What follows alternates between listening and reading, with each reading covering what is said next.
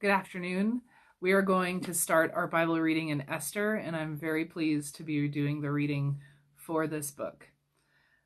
I'm going to start in chapter 1, and we're going to finish in chapter 4 today, and then continue tomorrow with the rest of the book. This is what happened back when Ahasuerus lived, the very Ahasuerus who ruled from India to Kush, 127 provinces in all. At that time, Ahasuerus ruled the kingdom from his royal throne in the fortified part of Susa. In the 3rd year of his rule, he hosted a feast for all his officials and countries. The leader of Persia and Media attended, along with his provincial officials and officers. He showed off the awesome riches of his kingdom and beautiful treasures as mirrors of how great he was. The event lasted a long time, 6 whole months to be exact. After that, the king held a 7-day feast for everyone in the fortified part of Susa. Whether they were important people in the town or not, they all met in the walled garden of the royal palace. White linen curtains and purple hangings were held up by shining white, red, purple ropes tied to silver rings and marble posts. Gold and silver couches sat on a mosaic floor of gleaming purple crystal, marble, and mother of pearl. They served the drinks in cups made of gold, and each cup was different. The king made sure there was plenty of royal wine. The rule about the drinks was no limits. The king had ordered everyone serving the wine in the palace to offer as much as each guest wanted. At the same time, Queen Vashti held a feast for women in King Ahasuerus' palace. On the 7th day, when the wine had put the king in high spirits, he gave an order to Mehuman, Bitsa, Haborna, Bigtha, Agatha, Zethar, and Carcass, the 7 eunuchs who served King Ahasuerus personally. They were to bring Queen Vashti before him wearing the royal crown. She was gorgeous, and he wanted to show off her beauty, both to the general public and to his important guests. But Queen Vashti refused to come out as the king had ordered through the eunuchs. The king was furious. His anger boiled inside. Now, when a need arose, the king would often talk with certain very smart people about the best way to handle it. They were people who knew both the kingdom's written laws and what judges had decided about certain cases in the past. The one who he talked with the most often were Karshina, Sethar, Adamath, Tarshish, Meres, Marsina, Memucan. They were 7 very important people in Persia and Media, as the kingdom's highest leaders were in the king's inner circle. So the king said to them, "According to the law, what should I do with Queen Vashti, since she didn't come to what the king Ahasuerus ordered her through the eunuchs?"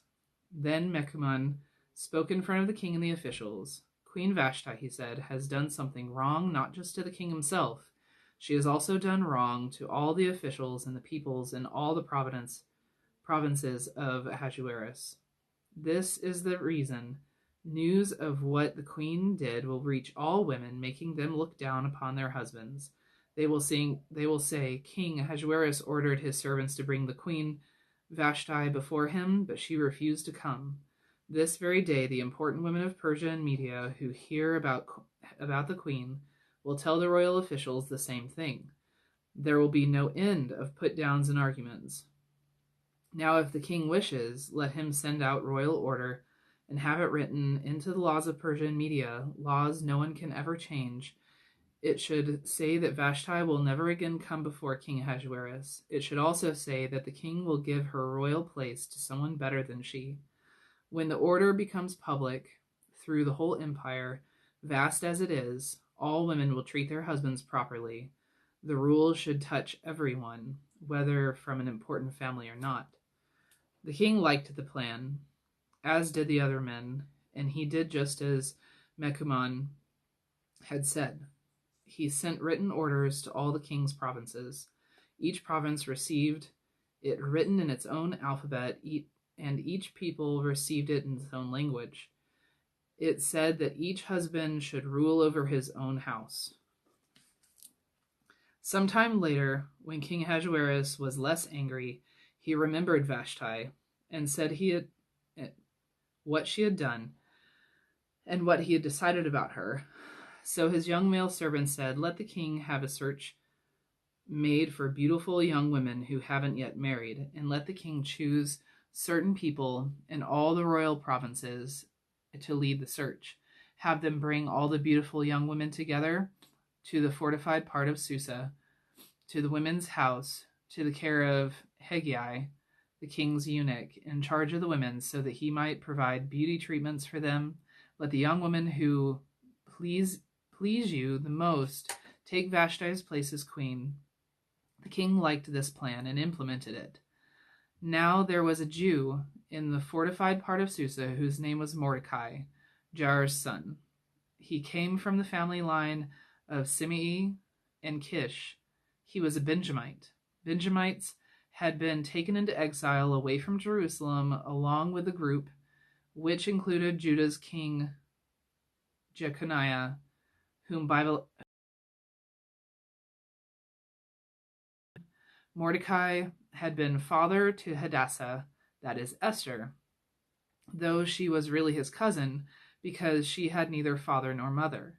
The girl had a beautiful figure and was lovely to look at. When her parents died, Mordecai had taken her to be his daughter. When the king's order and his new law became public, many young women were gathered into the fortified part of Susa under the care of Hegai. Esther was also taken to the palace to the care of Hegai, the one in charge of the women. The young women pleased him and won his kindness.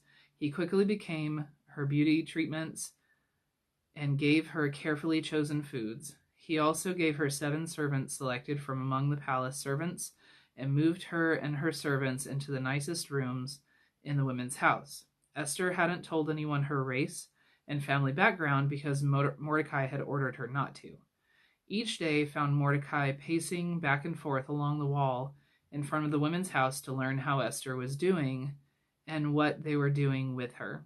According to the rules for women, the moment for each young woman would go to King Ahasuerus came at an end of 12 months. She had 6 months of treatment with pleasant-smelling creams and 6 months with fragrant oils and other treatments for women.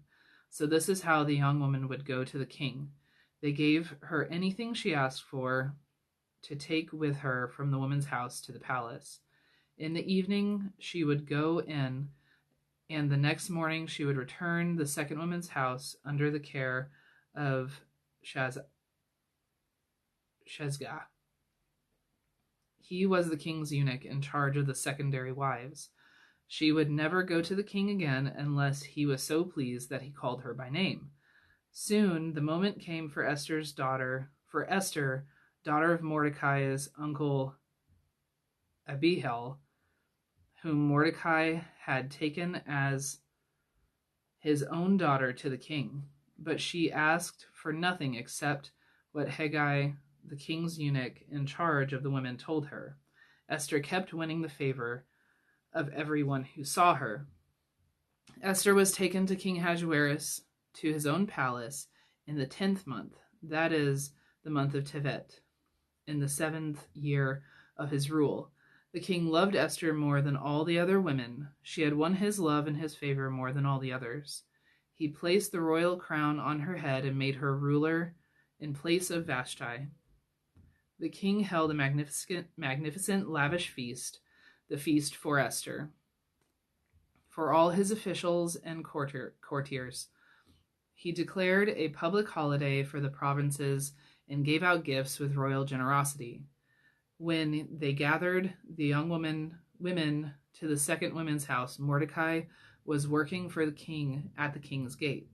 Esther still wasn't telling anyone her family background and race, just as Mordecai had ordered her. She continued to do what Mordecai said, just as she did when she was in his care. At that time, as Mordecai continued to work at the king's gate, 2 royal eunuchs, Bigthan and Tersha became angry with King Ahasuerus. They were among the guards protecting the doorway to the king, but secretly planned to kill him. When Mordecai got wind of it, he reported it to Queen Esther. She spoke to the king about it, saying the information came from Mordecai. The matter was investigated and found to be true, so the two men were impaled on pointed poles. A report about the event was promoted Hamandath, the Agagite's son, by promoting him above all the officials who worked with him. All the royal workers at the king's gate would kneel and bow face down to Haman because the king so ordered. But Mordecai didn't kneel or bow down. So the royal workers at the king's gate, said to Mordecai, "Why don't you obey the king's order?"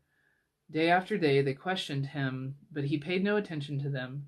So they let Haman know about it just to see whether or not Mordecai's word would hold true. He had told them that he was a Jew. When Haman himself saw that Mordecai did not kneel or bow down to him, he became very angry. But he decided not to kill only Mordecai, for people had told him of Mordecai's race. Instead, he planned to wipe out all of the Jews, Mordecai's people, throughout the whole kingdom of Ahasuerus.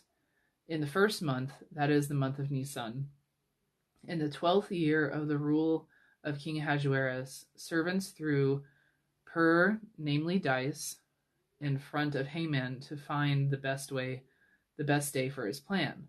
They tried every day, every month, and the dice chose the 13th day of the 12th month, that is, the month of Adar.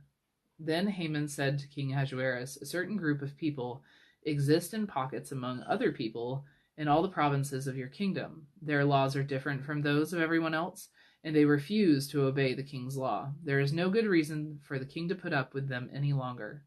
If the king wishes, let a written order be set out to destroy them, and I will hand over 10,000 kikars of silver to those in charge of the king's business. The silver can go into the king's treasuries." The king removed his royal ring from his finger and handed it to Haman. Hamandath, the Agagite's son, enemy of the Jews.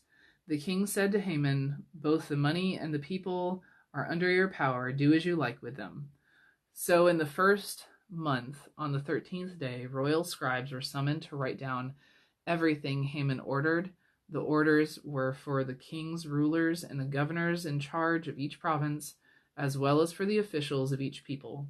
They wrote in the alphabet of each province and in the language of each people. They wrote in the name of King Ahasuerus and sealed the orders with the king's royal ring. Fast runners were to take the orders to all the provinces to wipe out, kill, and destroy all the Jews, both young and old, even women and little children. This was to happen on a single day, the 13th day of the 12th month, that is the month of Adar. They were also to seize their property. A copy of the order was to become law in each province and to be posted in public for all people to read. The people were ready for this day to do as the order commanded.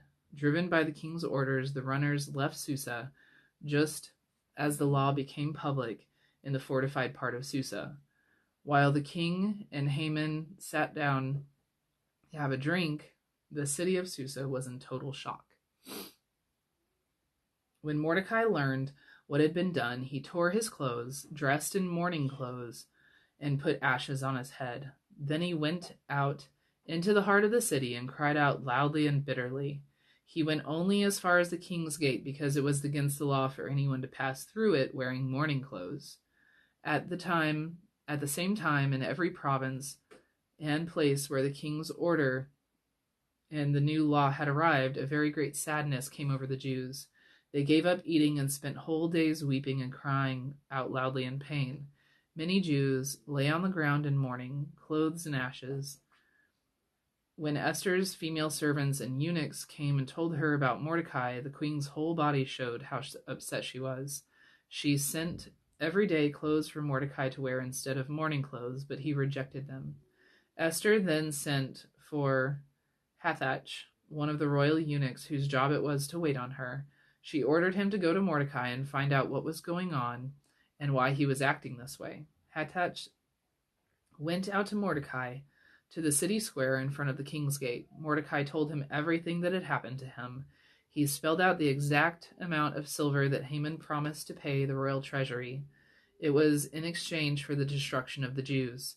He also gave Hathach a copy of the law made public in Susa concerning the Jews' destruction, so that Hathach could show it to Esther and report it to her. Through him, Mordecai ordered her to go to the king to seek his kindness and help for her people. Hathach came back and told Esther what Mordecai had said. In reply, Esther ordered Hathach to tell Mordecai, all the king's officials and the people in his provinces know that there is a single law in a case like this. Any man or woman who comes to the king in the inner court without being called is to be put to death. Only the person whom the king holds out the golden scepter may live. In my case, I haven't been called to come to the king for the past 30 days. When they told Mordecai Esther's words, he had them respond to Esther, don't think for 1 minute, unlike all the other Jews, you'll come out of this alive simply because you were in the palace. In fact, if you don't speak up at this very important time, relief and rescue will appear for the Jews in another place, but you and your family will die. But who knows? Maybe it was for a moment like this that you came to be part of the royal family. Esther sent back this word to Mordecai. Go, gather all the Jews who are in Susa and tell them to give up eating and to help me be brave. They aren't to eat or drink anything for 3 whole days, and I myself will do the same, along with my female servants. Then, even though it is against the law, I will go to the king, and if I am to die, then die I will. So Mordecai left where he was and did exactly what Esther had ordered him. So we're on day 113, and the word that it has for us to go with our scripture says, God is not named in Esther, but God is active. God works towards justice and will not be deterred, whether we choose to participate in it or not. We have been called for a moment like this. And the question for us today to think on is, how can you participate in God's work today? All right, we'll get back to you.